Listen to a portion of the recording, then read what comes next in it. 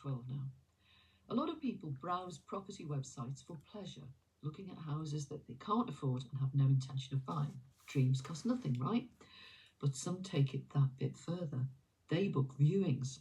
A study by the property information company Moverly estimates that last year over 700,000 home viewings were by time wasters. That's 1 in every 14 viewings.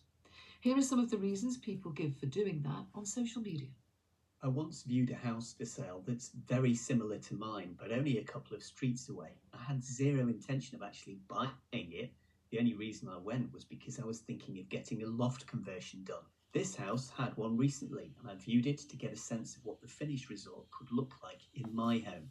My mum used to take me on days out to see show homes when I was a little girl. It was fun having a look around these places, and now I do this with my own daughter. I'm always really clear about my intentions though, and when I phone to book an appointment, I always say I'm not looking to buy. I just wondered if we could look around as we're having a mummy and daughter day. Surprisingly, they always say yes and thank me for my honesty. I once viewed a house that was way out of my price range, but there were some very weird things about its history on the listing. I went to find out what exactly happened. Some people from our team reading those social media posts.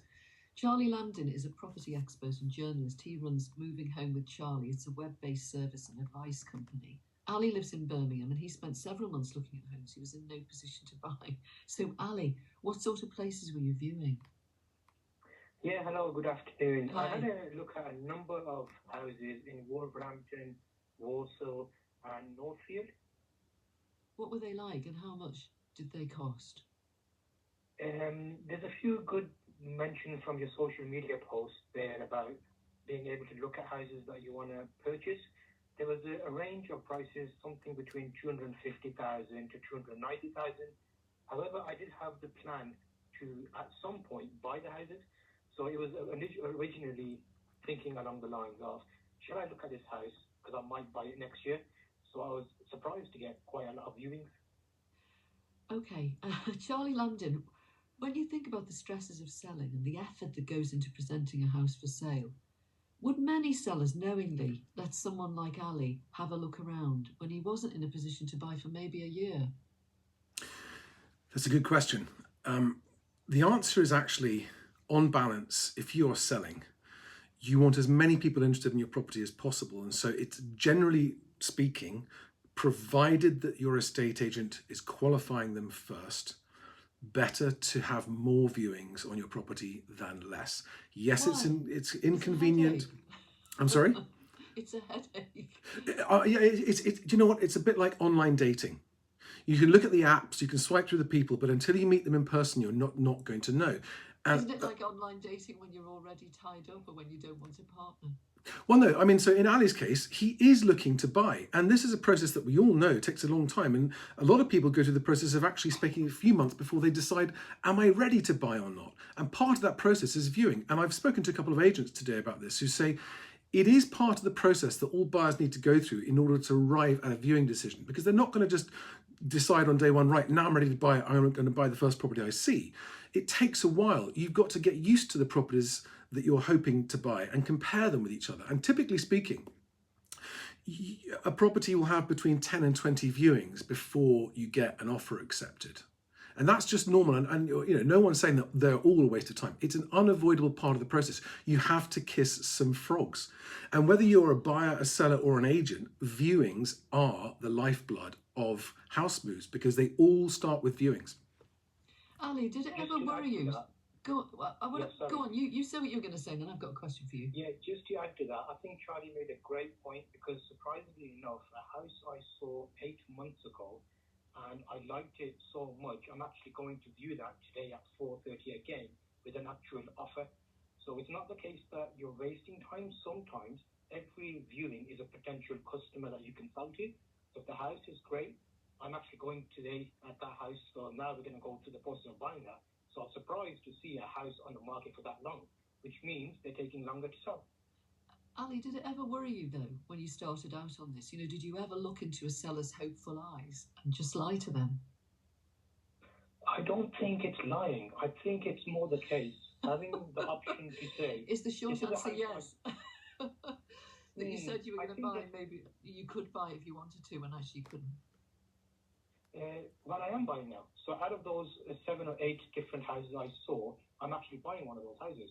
So that's part of a normal process. If we want to look at something and buy it, at the time I didn't have the intention to buy, but now I'm in the position to buy. I've gone through that experience firsthand to see how I can learn from it. Because if there's a lot of bad experiences out there, and they shade what's actually going on. So it's good to be part of the process. I saw a number of different estate agents handle processes in different ways. There's good estate agents out there, there's bad estate agents out there. I was able to see which companies did well for me, and now I know for the future, let me stick to these guys, because in the past, they were honest with me, they gave me a viewing, and it worked out well, because now I'm going to be buying a house. Winifred, sorry, it's important to point something out here. No buyer can possibly know whether they're going to offer on a property until they've seen it. So you have a catch-22. You know, you can have all the best intentions and be viewing in good faith, but until you walk around, yeah.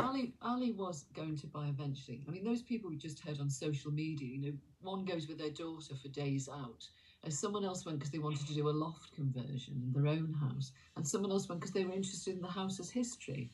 I mean, you wouldn't encourage someone to do that, would you? I wouldn't. And if someone wants to do that, you just can knock on the door and ask the person who owns it and say, hey, that's what I'd like to have a look. I agree. Should the estate agents be asking more questions? Because when the market went really hot, Charlie, in the pandemic, we had listeners tell us that estate agents were demanding that they prove they had mortgage offers and deposits in the bank accounts. You know, shouldn't they be weeding out time wasters? Well, that is exactly how you weed out time wasters, because no agent should be showing a property to anyone who hasn't demonstrated an ability to proceed. And so if an agent's letting someone view a property that hasn't demonstrated their ability to proceed, then they are knowingly, potentially allowing time wasters. But that doesn't mean it isn't still in the seller's interests, because if you've got a house in the market that's not getting many viewings and you need to drum up interest, once you start getting views, it tends to lead to more viewings, because the agent can say, we've now had some viewing in this property. And so if you're a buyer, you're immediately put off when you hear a property hasn't had any viewings. You think, well, no one wants to view it, then I don't want to view it. So it is this sort of all or nothing kind of thing, where when you think lots of people are interested, then you want to view a property. So yeah, you're right, the agent should qualify. But at the same time, when you haven't got enough viewings on your home, you really want, estate agents will show anyone around in order to get the feedback to say to the seller, this is the feedback we're getting from buyers as to why no one's offering on your property. And of course, 9 times out of 10, it's because the price is too high. Ali, did the estate agents ask you any searching questions before they've booked your viewings in? That's interesting what Charlie's just said there, because I feel like the houses that I looked at, the estate agents were happy to have someone view the house. So it was more the case that, oh yeah, come and have a look. There wasn't any type of preliminary checks, like saying, are you ready? Are you contract ready? Do you have your deposit? None of that really took place for, I think, 5 out of the 6 houses that I wanted to see.